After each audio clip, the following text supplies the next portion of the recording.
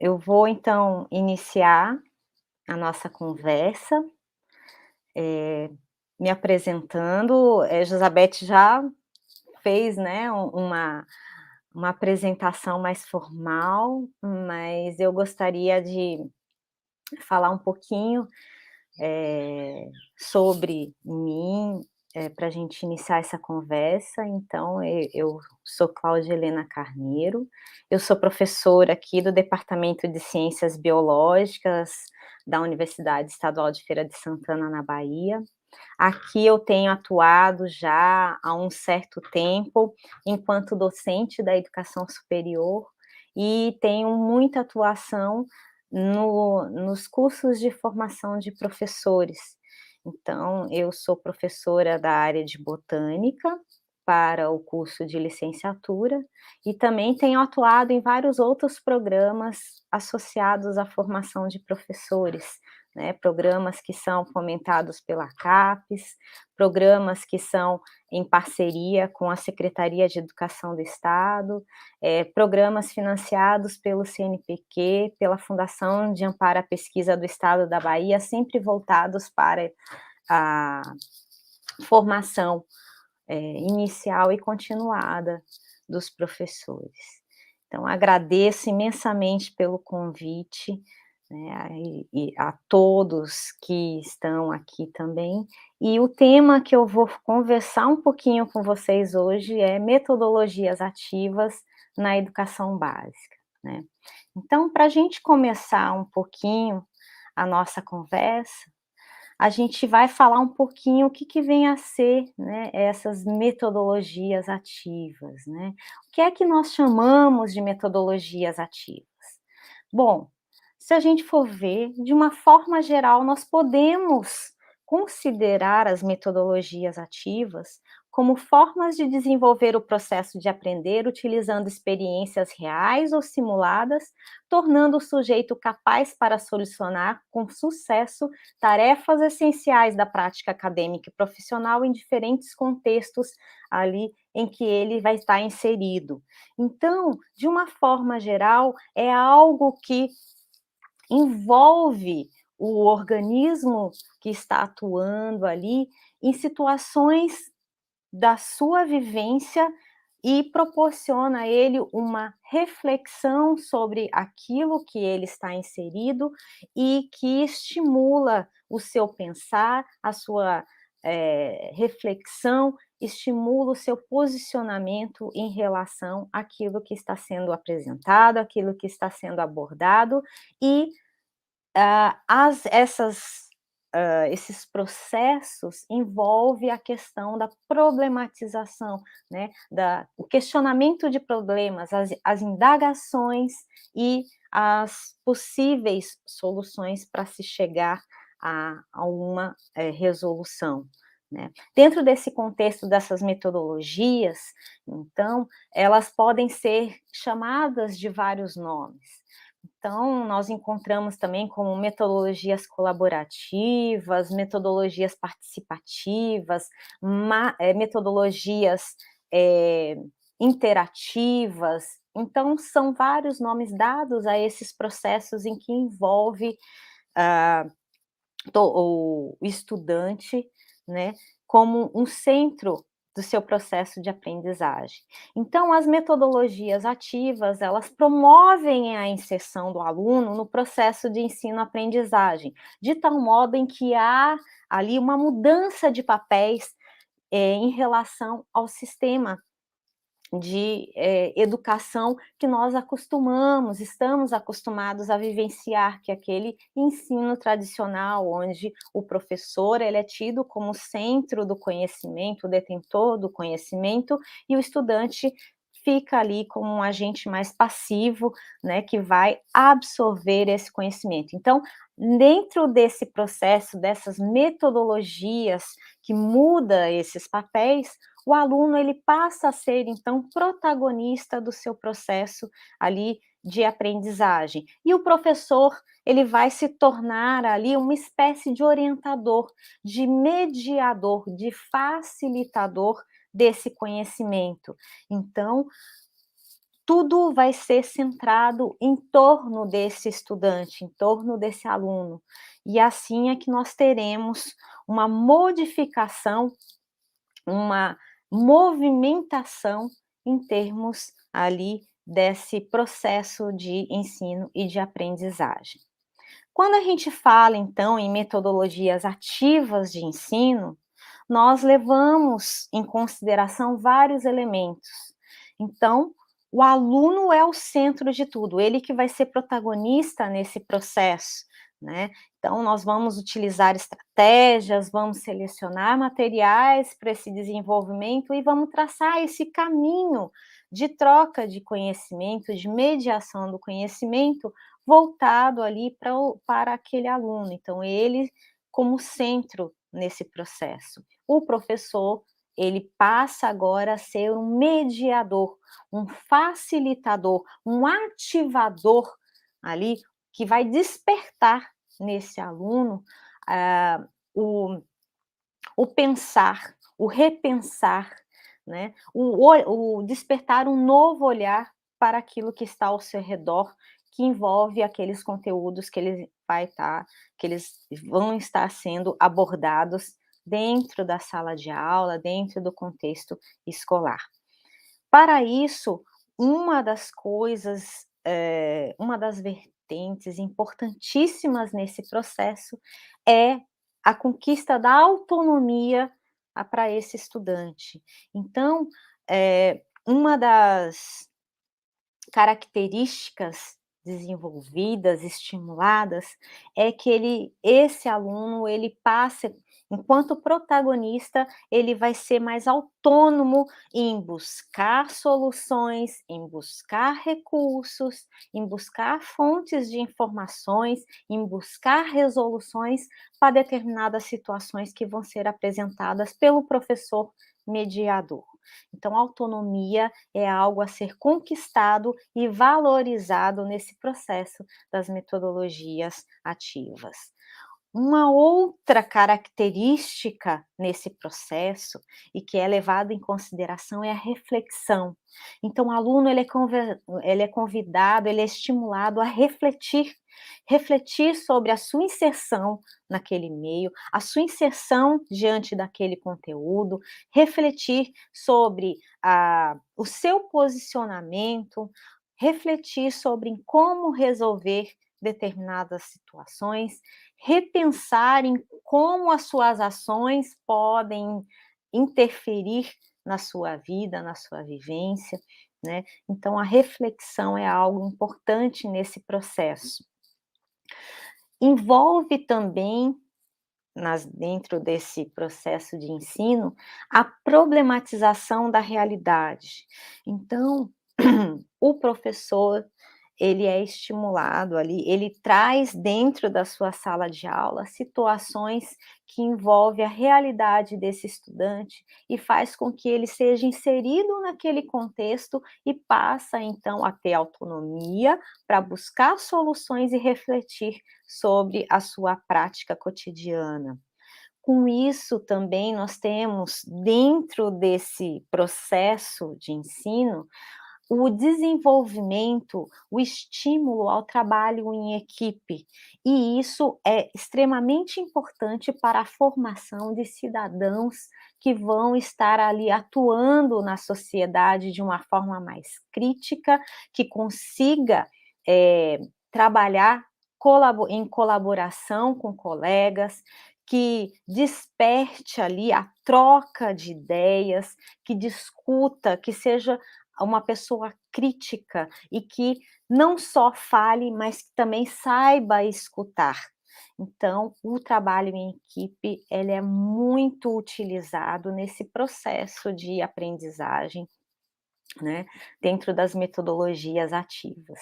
E também um outro aspecto importante nesse processo é a questão da inovação. Inovar o ensino, inovar questões que são ali, que estão presentes, que estão permeando a vida, o cotidiano desse estudante, permeando ali o bairro, a cidade, permeando a vida social desse estudante, a vida escolar desse estudante, de uma forma a lhe dar uma nova roupagem. Então, é dar um novo significado, é pegar algo e torná-lo atrativo, para que, considerando ele como uma inovação em relação a esse processo. Então, a gente pode ver que não é nada muito novo esse tipo, né, esse processo de ensino e aprendizagem. É algo que a gente resgata e que a gente busca ali modificar o contexto, né, em relação ao ensino tradicional. Mas isso não quer dizer que nós iremos abandonar o ensino tradicional, a forma tradicional de ensinar. Nós podemos inovar esta forma tradicional trazendo aspectos de estratégias diferenciadas, materiais diferenciados, e isso torna como uma inovação, desde que nós colocamos também o aluno como protagonista nesse processo. Em relação a tudo isso, nesse contexto das metodologias ativas, nós devemos levar em consideração a forma como nós aprendemos. Então, de acordo com a pirâmide de aprendizagem de William Glasser, quando nós praticamos somente a leitura, nós aprendemos apenas 10% daquilo que nos é apresentado. Quando nós somente escutamos, nós aprendemos 20% daquilo que nos é apresentado. Quando nós vemos, 30%. Quando nós vemos e escutamos, nós aprendemos 50% de tudo aquilo que nos é apresentado. Mas, quando nós conversamos, perguntamos, repetimos, numeramos, reproduzimos, definimos, debatemos, ou seja, quando a gente amplia um pouco mais essas ações, nós conseguimos aprender 70% daquilo que nos é apresentado. Mas se a gente ampliar isso um pouquinho mais, com um pouquinho mais de ações, nós, através da escrita, interpretação, através da nossa expressão em relação àquilo que está sendo apresentado, através da revisão, identificação, comunicação, ampliação, demonstração, praticando algo sobre dentro daquele contexto, diferenciando aspectos, nós temos então 80% de aprendizado dentro daquele contexto apresentado. E quando nós, além da gente ver, ouvir, escutar, nós explicamos, nós somos estimulados a resumir, a estruturar, a definir aquilo, a generalizar, elaborar, ilustrar, enfim, quando a gente amplia muito mais essas nossas ações, estimulando todos os nossos canais de contato com o meio, nós aprendemos 95% daquilo que nos é apresentado. Diante, então, desse contexto, essa pirâmide de aprendizagem, a partir do momento em que nossas ações elas são ampliadas e nós envolvemos, questionamos, interagimos, resumimos, pensamos, registramos, dialogamos, apresentamos, tudo isso pode ser considerado como um aprendizado ativo. E o aprendizado ativo, ele é base dessas metodologias que são chamadas de ativas, né? É base dessas metodologias que estimulam essa reflexão, esse aprendizado, essa troca de conhecimentos, seja dentro da sala de aula, seja no ambiente escolar, seja ali em outros espaços de aprendizagem. Né? Para uma aprendizagem significativa, que envolve, então, essa aprendizagem ativa, onde há uma articulação com várias ações, né? Eu levo sempre em consideração o aspecto da ludicidade, porque para que o ensino pode ser prazeroso para todos os estudantes, seja lá da educação infantil, seja do ensino fundamental, seja ensino médio ou ensino superior, tudo que é lúdico é prazeroso, envolve aqueles que estão presentes, os atores daquele processo, e quando você traz essa ludicidade nesse processo de ensino e aprendizagem, vai gerar um entusiasmo nesses estudantes, não só nos estudantes, como é também um feedback, um estímulo, uma motivação para o professor que está conduzindo aquele ensino, né, que está conduzindo aquela situação de aprendizagem.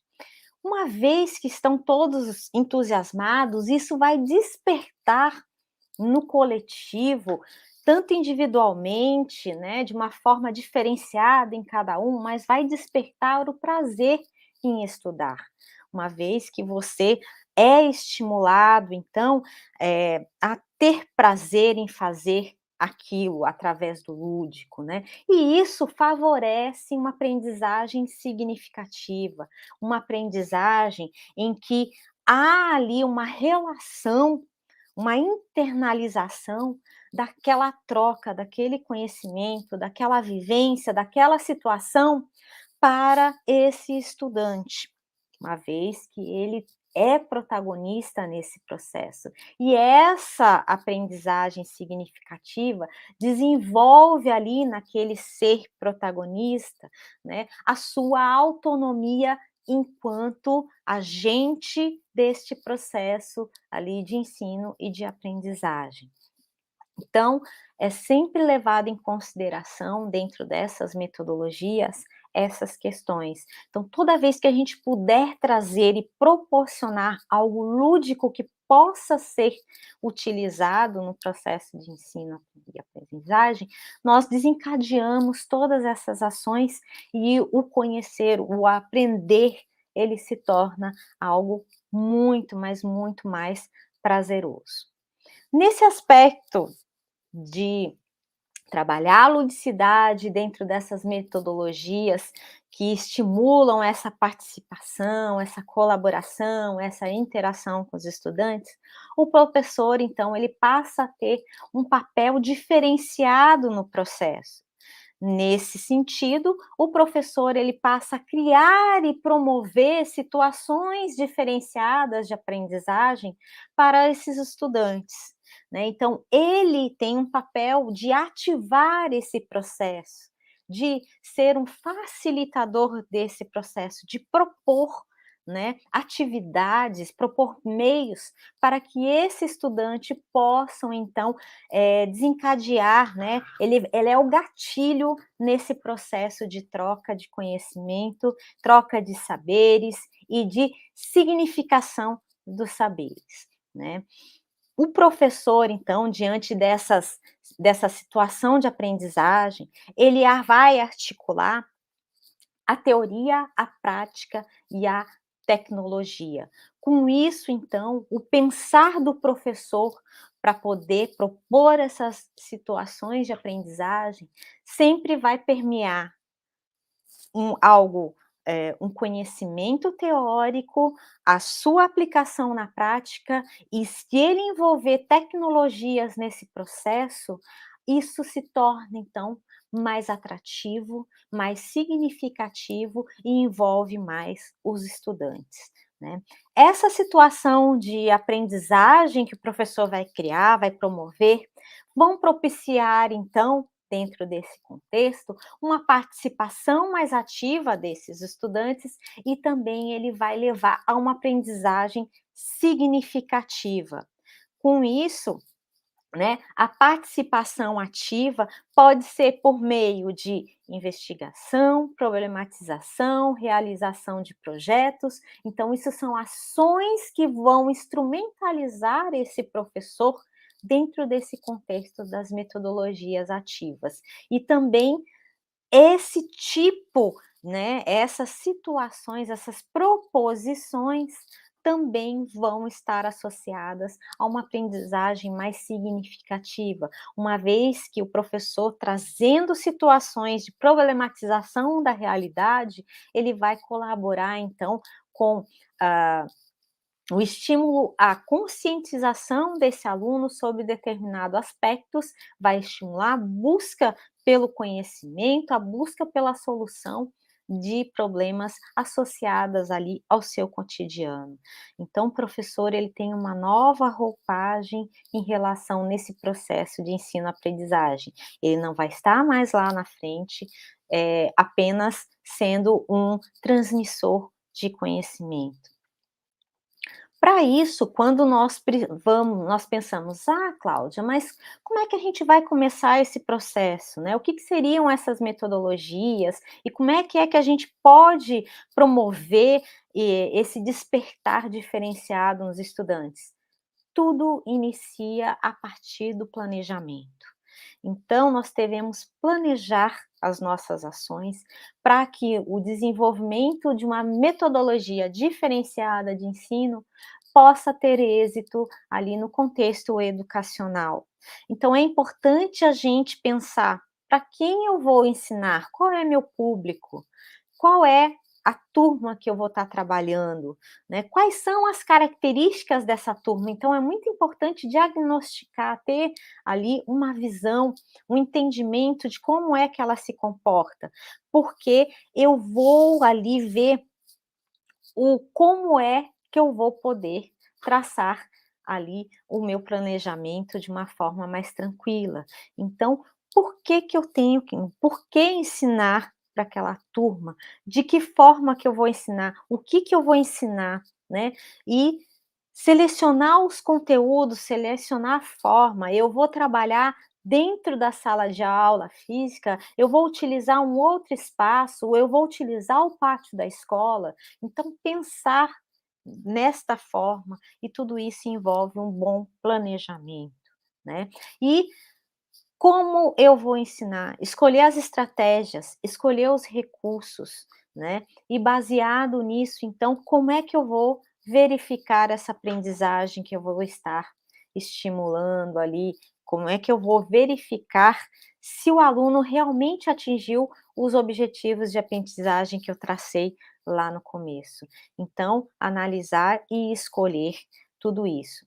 Às vezes a gente traça o nosso planejamento todo bonito, todo em sequência, mas a gente tem que ter em mente que quando a gente trabalha dentro do contexto das aprendizagens ativas, nem sempre tudo sai como a gente planeja. E nós devemos ter em mente que é importante vivenciar e sempre reavaliar esse processo e estar pronto para mudanças ao longo desse percurso. Às vezes a gente traça direitinho e organiza as nossas aulas em momentos em que isso vai desencadear e vou utilizar essa metodologia, que agora eu vou trabalhar isso, eu vou trabalhar aquilo, de repente a turma não responde e você tem que estar ali preparado para mudar ali aquele contexto e transformar. E isso faz parte das metodologias ativas, né? Você não consegue eh, muitas vezes a gente consegue sim seguir tudo como planejado, mas a gente tem que estar preparado para as mudanças e temos que estar abertos para essas mudanças, para esses questionamentos, para esses novos direcionamentos ao longo das abordagens dos conteúdos que serão trabalhados, né. Diante disso, então, eu parei e passei a refletir, né, o que que seria importante levar em consideração quando eu estou planejando e quando eu vou utilizar essas metodologias aonde o aluno passa a ser protagonista do processo. Uma das coisas extremamente importantes é a diversificação das estratégias de ensino e das atividades.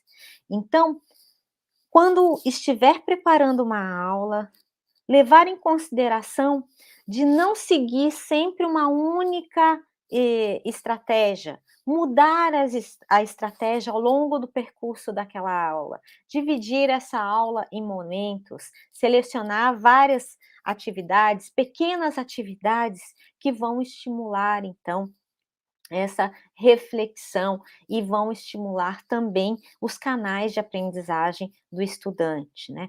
Além de selecionar né, diversificar essas estratégias, construir novas estratégias a partir da vivência, da sua vivência, daquilo que você considera como interessante para uma turma e que às vezes nem sempre serve para uma outra turma. Então, a construção de estratégias é algo também extremamente importante e fundamental dentro da utilização ali dessas metodologias participativas, colaborativas, interativas, ativas, né. Contextualizar os assuntos, então a contextualização, ela é extremamente importante, né. Ontem Suzana falou bastante sobre essa questão de contextualizar, né, e isso é algo que a gente, procura sempre trazer como um dos coadjuvantes nesse processo, da aprendizado ativo. Além disso, utilizar exemplos do cotidiano, não é centrar tudo no cotidiano do aluno, porque é importante a gente apresentar o conhecimento científico, historicamente, cientificamente, socialmente, mas também utilizar-se de exemplos do cotidiano escolar, do cotidiano daquela sociedade, de algo que está acontecendo a nível, seja regional, local ou global, para a gente fazer, então, uma determinada abordagem dentro desse processo de ensino. Estimular a reflexão e a colaboração e a participação. Então, pensar sempre em atividades diversificadas que envolvem estratégias que é necessário a colaboração, a participação. Aí você vai, o professor, ele consegue perceber as características dos seus estudantes e consegue estimular essas características, fazendo com que isso seja importante nessas atividades em equipe. E isso leva sempre à reflexão dentro desse contexto. E também, extremamente importante nesse processo, a dosagem do tempo para cada atividade. Então, numa aula, eu não vou apresentar um problema e ficar trabalhando nesse problema a aula toda. Eu posso apresentar o problema e, a partir daí, traçar atividades para que os estudantes buscam maneiras de solucionar, de resolver esses problemas. E aí eu vou dar caminhos diferenciados e eu vou estabelecer tempos para que eles possam fazer essas atividades. E ao final, reservar sempre um tempo para o fechamento dessa atividade, para a socialização, para que eles possam expor aquilo que eles desenvolveram, aquilo que eles aprenderam, para que eles possam socializar as possíveis soluções para aquele problema inicial que foi apresentado. Então, tudo isso é muito importante quando a gente fala em metodologias ativas de aprendizado. E, em falando nelas, aqui eu trago alguns exemplos dos nomes mais clássicos dados a essas metodologias. Então, nós conhecemos essas metodologias quando a gente busca na literatura, quando a gente vai atrás desse conhecimento para saber o que é, como são, nós encontramos, né, esses exemplos de metodologia, esses tipos de metodologias consideradas ativas, né, como aprendizagem baseada em equipes, aprendizagem baseada em investigação, aprendizagem baseada em jogos, aprendizagem baseada em problemas, aprendizagem baseada em projetos, ensino através de debates, o ensino híbrido, que foi agora, já em algumas escolas, em alguns locais, isso já acontecia, mas agora, diante desse contexto pandêmico em que nós vivenciamos recentemente, o ensino híbrido, ele veio com tudo, todo com uma força maior e se tornou mais evidente. Dentro desse ensino híbrido, então, nós temos uma parte que é realizada presencial e uma outra parte que é mediada por tecnologias e que ela não vai ser dentro do contexto da sala, dentro do ambiente da sala de aula, e o ensino híbrido ele pode ser subdividido de acordo com, o seu objetivo e a forma desse ensino, em laboratório rotacional, rotação individual, rotação por estações, sala de aula invertida. A sala de aula invertida também é uma das metodologias que não necessariamente precisa estar vinculada somente ao ensino híbrido, mas a gente pode estar utilizando também dentro do nosso cotidiano de sala de aula. A rotação por estações, que é uma das metodologias que eu gosto muito de utilizar e eu recomendo, principalmente quando a gente não tem muitos materiais para trabalhar com os estudantes, quando nós temos um conteúdo, um volume de assuntos muito densos para a gente trabalhar e nós não temos esse tempo. Então, a rotação por estações de aprendizagem, não necessariamente a gente pode modificar essa metodologia e não necessariamente trabalhar de uma forma através do ensino híbrido, nós podemos trabalhar ali uma rotação por estações de aprendizagem somente com atividades diversificadas presenciais dentro do ambiente da sala de aula. Então são propostas onde o aluno vão ser convidados ali a participar bastante. A redação de minuto ou minute paper, que é uma das metodologias que eu considero ali, eu uso bastante e eu recomendo, e eu acho que é extremamente importante quando a gente quer estimular a síntese, né, o quando a gente quer estimular, o desenvolvimento do poder de síntese do nosso estudante, quando a gente quer saber o que é que esse estudante conseguiu compreender através de uma sequência didática, através de um processo que foi realizado, né. Então, essa metodologia, ela é extremamente simples. Após você fazer uma abordagem de um determinado assunto, resu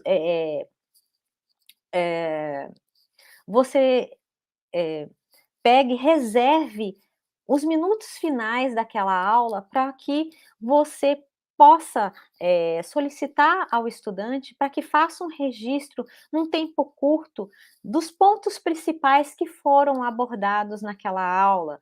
Você também pode utilizar essa metodologia distribuindo, fazendo isso no quadro, pedindo para que cada um anote no papel e cole num quadro as fragilidades que foram encontradas, o que é que ele não compreendeu, o que é que ele teve mais dificuldade. Então, através de apontamentos, né, fazer isso num quadro, enfim, há várias formas de se trabalhar essa metodologia. Essas metodologias não necessariamente precisam ser somente ela num determinado momento. Eu posso mesclar essas metodologias ali dentro do meu contexto de planejamento e utilizá-lo na sala de aula. Temos outras também, como design thinking, o ensino sob medida, o fishbowl ou metodologia de aquário, a gamificação, a instrução por pares, o movimento maker, que também é algo que estimula e faz com que os alunos sejam inseridos, porque eles considerado como eles colocam a mão na massa, ou seja, eles é que vão produzir alguma coisa, e a gente vai estimular e a gente vai propor ele a construção de algo e que ele vai manusear, ele vai criar e ele vai apresentar depois como resultado. A metodologia de Phillips 66, que está relacionado à distribuição da sala, a separação da sala em equipes com 6 pessoas, e é dado 6 minutos para que cada equipe discuta sobre um determinado, tema ou uma determinada questão, e depois, ao final, é socializado com a turma aqui quais foram, as principais discussões elencadas nesse processo. a problematização, que geralmente está linkado a algo que acontece ali, com algo da realidade.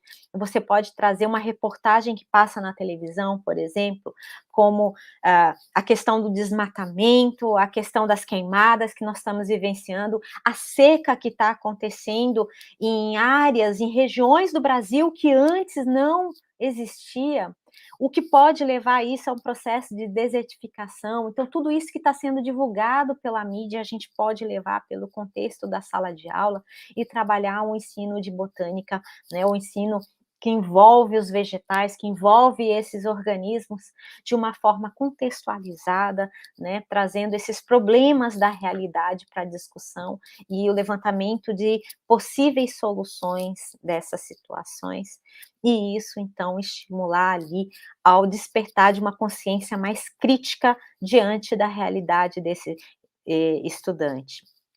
O STEAM, que é uma outra metodologia que envolve várias áreas do conhecimento em conjunto, o storytelling ou a narrativa de histórias, que eu vou falar um pouquinho mais à frente, que é algo muito prazeroso e que pode ser utilizado em qualquer nível de ensino, e isso realmente insere o estudante, e ele se vê protagonista desse processo, né. Uma outra metodologia que é chamada 300, que ela foi baseada naquele filme, que era do 300, que denominado 300 também, então um professor universitário, né, a proposta dessa metodologia foi baseada assistindo esse filme onde há, eh o estímulo ao trabalho em equipe, onde aqueles que têm um conhecimento maior, uma facilidade maior, eles vão auxiliar o processo de ensino e de aprendizagem daqueles que têm mais dificuldades. Então, também é uma metodologia muito prazerosa e que insere os estudantes como protagonistas. E o World Café, que é também uma metodologia que envolve a separação da turma em grupos, e a gente coloca ele em torno de mesas e oferece ali, a gente sempre fala, utiliza ali como café, porque a gente pode levar alguns mimos, alguns biscoitinhos, algum suco, um lanche coletivo, separar essa turma, e eles então, nessa forma bem descontraída, podem discutir sobre determinados assuntos, e depois há uma troca desses estudantes, eles vão rodando essas mesas de café e vão socializando aquilo que eles foram discutidos nas outras mesas. Então, também é uma outra metodologia bem interessante. Então, eu não vou me restringir a falar sobre todas essas metodologias, existem muitas outras, mas aqui eu só trouxe assim um estímulo a que vocês estou apresentando para vocês.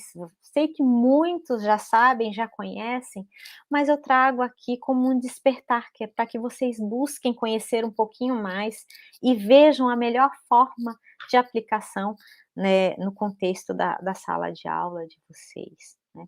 Eu vou agora falar para vocês alguns exemplos utilizando algumas dessas metodologias e trago também algo que a gente pode permear, que a gente pode mesclar diante dessas metodologias.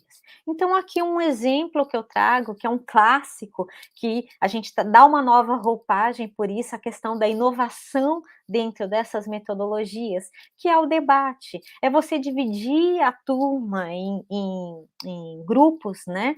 E proporcionar um debate. Então, nessa situação, a gente divide a turma em 2 grupos, né, e aí a gente dá, uma questão para que eles possam construir, uma posição em relação a essa questão.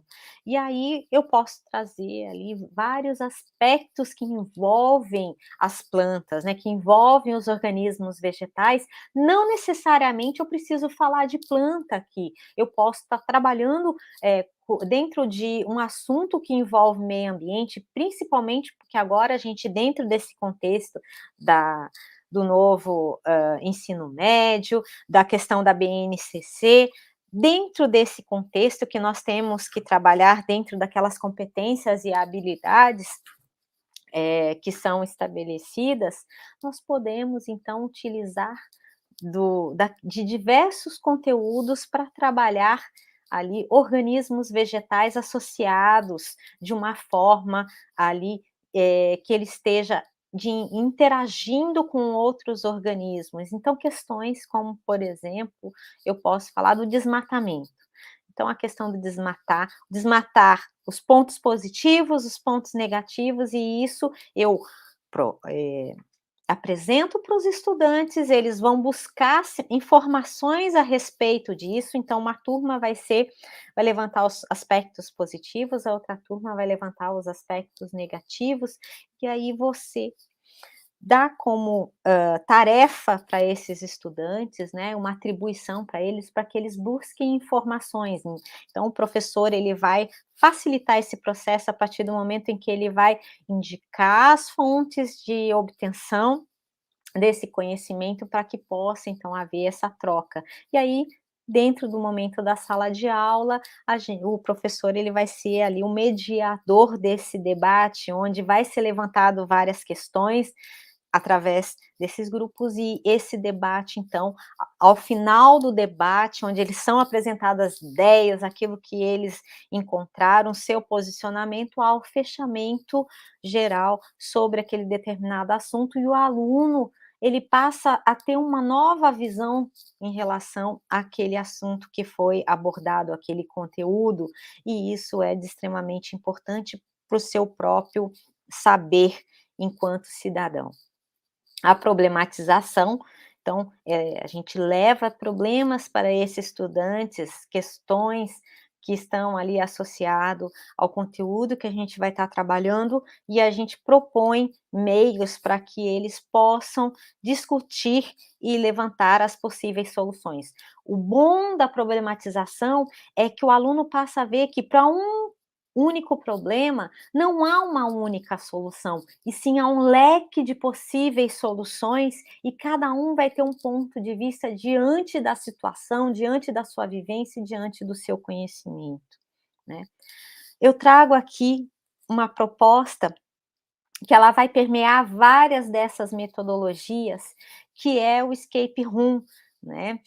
O escape room, então, é a sala de investigação, é considerada a sala de detetive, e ela, pode ser definida ou pode ser caracterizada como uma atividade ativa que pretende, assim, que a gente é o fechamento de um grupo de jogadores num determinado espaço, e que eles vão ter que resolver um conjunto de enigmas, e tem um tempo limite de 60 minutos para resolver todos esses enigmas e escapar dessa sala, e conseguir ali, ao final, uma palavra-chave, e essa palavra-chave ser a que vai abrir a sala para que eles possam sair dessa sala. Então, isso daí é trazido lá do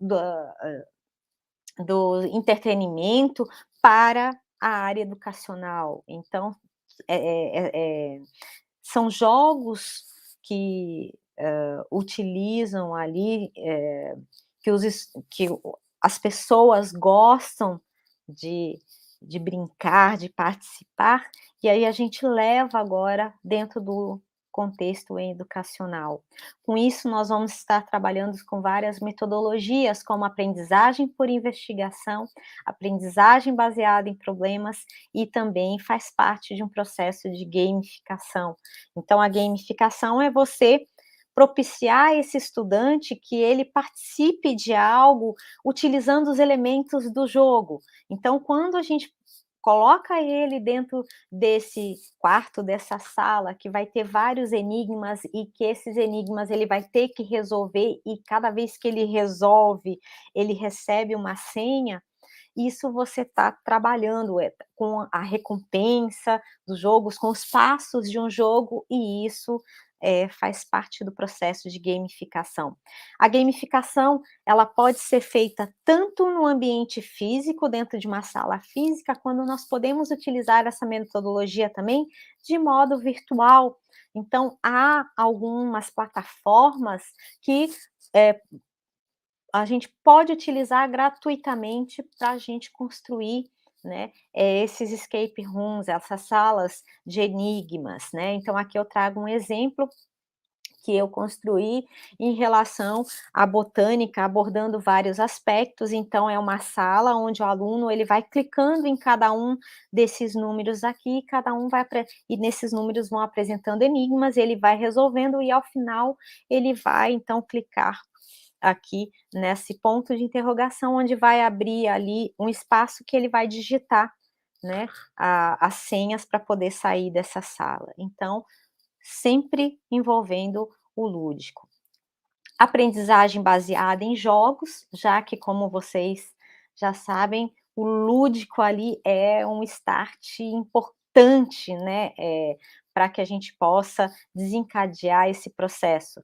Essa aprendizagem baseada de jogos, então, é você utilizar jogos na sala de aula ou você proporcionar aos seus estudantes para que criem os jogos. Então aqui é exemplo na minha sala de aula, uma das minhas salas de aula, aonde esses alunos são futuros professores, né, são professores em formação, e foi proporcionado a eles a criação de jogos e testarem esses jogos em salas de aula, né. Nós também podemos encontrar na literatura ali, várias outras propostas de jogos que envolvem a botânica como um todo e que são muito aplicados, que são para a educação básica. Aqui eu trago um exemplo como o jogo da memória, envolvendo as características gerais dos grandes grupos de organismos, né? Então, nós podemos utilizar e encontrar também o ludo vegetal, o perfil botânico, entre outros, né? E também nós podemos utilizar-se agora, né? Não só agora, como já existia, mas como eu falei, diante do contexto da pandemia, isso foi estimulado. A questão, então, das plataformas de jogos que a gente pode, utilizar, seja como algo na nossa metodologia de aprendizagem ali de ensino, ou algo como a gente, estimular um determinado assunto, ou também como uma forma de avaliação. Então você pode fazer um jogo utilizando o PowerPoint e projetar isso na sala de aula e fazer uma dinâmica com seus estudantes, assim como você já pode utilizar uma outra plataforma que já está disponível e fazer uma dinâmica na sala de aula, ou você pode também propor isso como uma atividade extra-sala, utilizando plataformas aí de jogos e de atividades lúdicas. Uma outra questão, um outro exemplo que eu trago é a narrativa de história, storytelling, que é aquele aonde nós inserimos o estudante dentro de uma narrativa que envolve uma situação do seu cotidiano ou algo que esteja associado à sua realidade. Então essa contação de histórias, o professor ele pode estimular apresentando um vídeo, como por exemplo, eu trouxe aqui o Josué e o pé de macaxeira, que é a história do João e o pé de feijão, só que num contexto aqui para o nosso Nordeste, aonde é apresentado aspectos da realidade da região, e isso a gente pode trabalhar então dentro do aspectos do ambiente, em que envolve os organismos vegetais. E aqui eu trago uma outra situação, que é através da música, né, há uma música criada de autoria de Nando Reis, que se chama Espatódia, e quando a gente dá uma busca na internet, ali nos vídeos, ele conta a história de como é que ele criou essa música, baseada em quê, e ele fala as características, né, da sua vivência lá da infância, e fala também da planta que marcou a sua vida, e isso a gente pode utilizar também na nossa como estratégia de ensino, nessa metodologia de narrativa de histórias. Aqui eu trago um outro exemplo, que eu posso então utilizar o vídeo, uma música.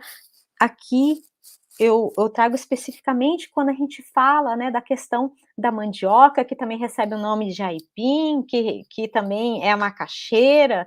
Então são vários nomes que a gente trabalha para essa planta e a gente pode analisar ela em vários contextos, usando vários instrumentos ali, vários recursos de aprendizagem.